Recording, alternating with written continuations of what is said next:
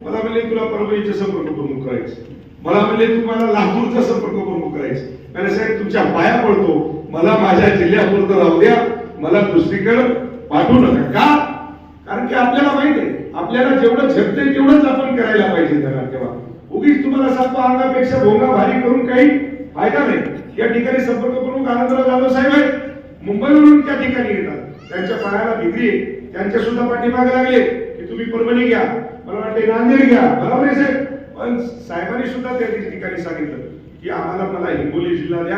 हिंगोली जिल्ह्यामध्ये मी पहिल्यापासून त्या ठिकाणी मी काम केलेलं आहे, त्याच्यामुळे सगळे कार्यकर्ते माझ्या ओळखीचे आहेत. मी त्या ठिकाणी 100% चांगलं काम केल्याशिवाय राहणार नाही. आणि आज आनंदराव जाधव साहेबांच्या नेतृत्वाखाली मला तरी असं वाटतं की आपल्या महाराष्ट्रामध्ये बीओची जर नोंदणी कुठे सर्वात जास्त जर झाली असेल तर ती आपल्या हिंगोली जिल्ह्यामध्ये झाली. आज कळमनुरी मतदारसंघामध्ये 100% बीओची नोंदणी झाली, हिंगोली विधानसभामध्ये 100% नोंदणी झाली आणि वसमत मध्ये सुद्धा 100% नोंदणी तुमच्या माध्यमातून त्या ठिकाणी करण्यात आली. मित्र उद्या ठेवा. म्हणून या ठिकाणी मी आपल्याला एवढंच सांगेन की कामं करत असताना आपण सगळ्या जणांनी झोकून घ्या, पक्षासाठी काम करा. आपण कुणाच्याही, मी तर हार भाषणामध्ये आणि हार त्या ठिकाणी सांगत असतो मित्र उद्या ठेवा, कुणीही कुणाचा कार्यकर्ता नाही.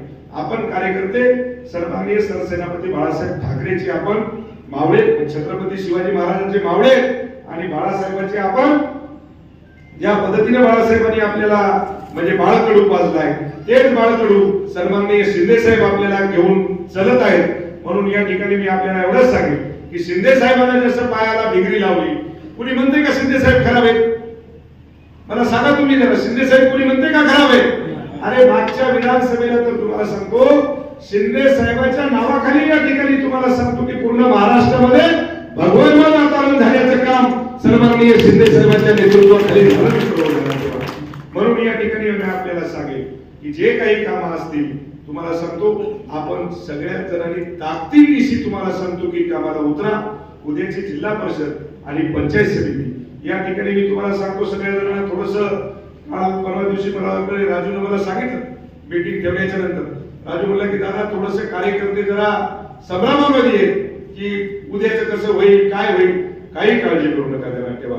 उद्याही तुम्हाला भाई साहेब मी तुम्हाला सांगतो की या ठिकाणी जिल्हा परिषदची आणि पंचायत समितीची आपल्याला निवडणूक लढवायची आणि ती एक हाती आणि शिवसेनेच्या माध्यमातून त्या ठिकाणी आपल्याला लढवायची. कुठल्याही प्रकारची कोणाची युती त्या ठिकाणी आपल्याला करायची नाही. म्हणून आपल्याला एवढंच सांगतो की आपण सगळेजण जोमानं कामाला लागा. जे चांगले चांगले कार्यकर्ते त्या ठिकाणी आपल्याकडे घ्या. कुठल्याही प्रकारचं कुणालाही जर एखादा खेड्यातून एखादा कार्यकर्ता आपल्याकडे येत असेल तर त्या गावातल्या खेड्यातल्या कार्यकर्त्याला, शाखा प्रमुखाला त्याला समजावून सांगा की अरे बाबा आपल्याकडे जर आलं तर 4 मतं तुम्हाला सांगतो की आपले वाढल्याशिवाय राहणार नाही. या पद्धतीने जर मला वाटते आपण जर काम केलं तर निश्चितपणे या ठिकाणी शिवसेनेचा विजय झाल्याशिवाय राहणार नाही. म्हणून या ठिकाणी मी आपल्याला एवढंच सांगेन, आता थोडंसं आम्हाला अर्जंट असल्यामुळे तुम्हाला सांगतो की आता तुम्हाला थोडं मला तरी वाटते की ती बातमी आपल्याला कळल की म्हणजे मीटिंगच तुम्हाला सांगतो की रद्द करणार होतो आम्ही, पण आपण एवढ्या मोठ्या संख्येने या ठिकाणी आलात त्यामुळे तुम्हाला सांगतो की त्या मीटिंगला आम्हाला येण्याचं म्हणजे गरजेचंच वाटलं. म्हणून या ठिकाणी पुन्हा एकदा आपल्या सगळ्या जणांना खूप खूप मनपूर्वक शुभेच्छा देतो. चांगलं काम करा, आम्ही तुमच्या 100% सोबत आहोत. कुठल्याही प्रकारचं दुमत आपल्या मनामध्ये ठेवू नका एवढी त्या ठिकाणी विनंती बाळगतो आणि माझ्या वाणीला विराम देतो. जय हिंद, जय महाराष्ट्र.